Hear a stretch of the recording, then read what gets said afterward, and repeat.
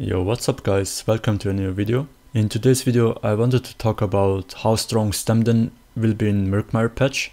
Regarding 1BX, the changes will affect 1BX the most, that's why I will only focus on the 1BX perspective. In a group setup, Stamina Warden will still have the insane burst out of subterranean, as well as insane group healing through green balance skills. To predict how 1BXing on Stamina Warden will be in Murkmire Patch, I will analyze the PTS Patchnotes from week 1 to week 4. Keep in mind that these changes are still only on PTS, so it's not guaranteed that the changes will be implemented on the live servers, but usually there aren't many big changes in the last PTS week. So first I want to talk about the direct nerfs and buffs to Stamina Warden. After that I will go into the indirect nerfs and buffs and how they will affect Stamina Warden. So let's get right into it. The passive damage you get from slotting animal companion skills is getting buffed by 1%, so usually you run 1 to 2 animal companion skills on front bar, mainly subterranean and bird of prey, so in the end you get a 1 to 2% more damage modifier. The stamina morph of cutting dive is getting cheaper, but it's not clear if it's only a tooltip update or an actual cost decrease, because the stamina morph is already cheaper than magical morph and they don't tell how much cheaper they will do it, so it's not clear. You get minor berserk from slotting bird of prey instead of using it. Subterranean got 25% cheaper. Bullnet got buffed by 30%, so instead of giving 263 stamina regen, it will now give 368 stamina regen. And that's all for the direct buffs to Stamina Warden. Now let's talk about the direct nerfs to them. The only thing that got nerfed on Stamina is the duration of the major expedition you get from casting wings. It got reduced from 10 seconds to 4 seconds. Next I will talk about the indirect buffs to Stamina Warden, and there's only the new evasion change.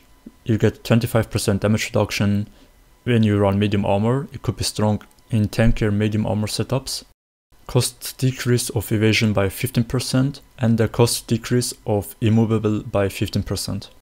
So last but not least, let's talk about the indirect nerfs to Stamina Warden, and there's quite a few. Of course the nerfs are not only gonna hurt Stamina Warden, but in this video I will only focus on the point of view of Stamina Warden. First we got the new evasion that gives 25% damage reduction on AoE damage, and most of our damage is AoE damage, so medium armor has access to a hard counter. Overall speed nerf by nerfing Swift, as well as speed pots. And for momentum duration gets cut in half. Now that I have summarized all the changes that will affect Stamina Warden in PvP, let's talk about how they will affect each playstyle in Murkmire Patch. So first let's talk about 1VX. Currently Stamina Warden is one of the best 1BX classes. You have access to a lot of burst damage with Subterranean and the Dawnbreaker.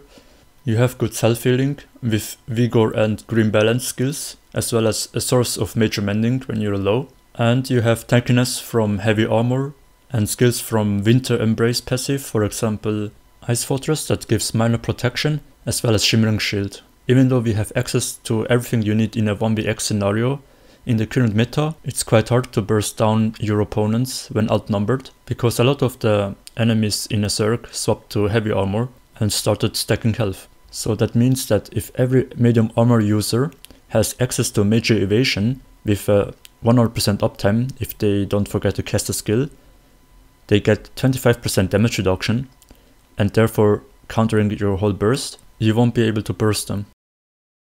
Of course you will still be able to kill some people because bad players will not just magically disappear, and if you only rely on burst damage, you will have a harder time in a 1BX scenario.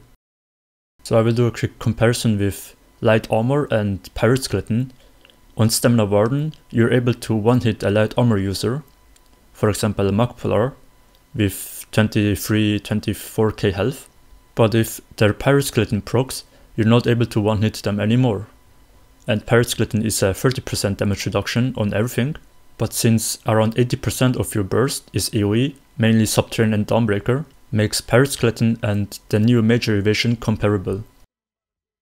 So in other words, if you rely on the power of Stamina Warden, focus on AoE damage and burst damage, you will have a hard time killing a big percentage of your enemies in a 1BX scenario, because either you fight heavy armor users that are hard to burst to begin with, because they have more resistance and more health than the current medium armor user, and the medium armor users next patch have access to major evasion, reducing your burst as well, making them hard to kill. So the only builds that are left easily to burst are light armor users, but most of them will swap to heavy armor anyway because of the shield changes, or they will swap to a more tankier light armor setup because shields can't be your primary defensive source anymore. Either way, Magicka builds will build more tankier next patch, and furthermore this makes 1vxing on Stamina Warden harder. Your opponents will be most likely more tanky, but you will also have access to more damage. For example, through the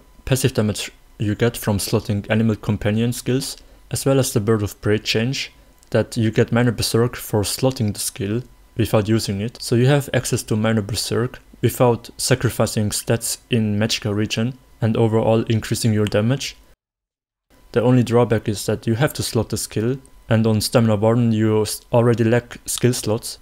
So you will have to sacrifice either single target pressure by dropping a spam spell, or you sacrifice sustain by dropping Netch, or you sacrifice healing by dropping a green balance skill. So in order to get more damage, you will also have to sacrifice in another place.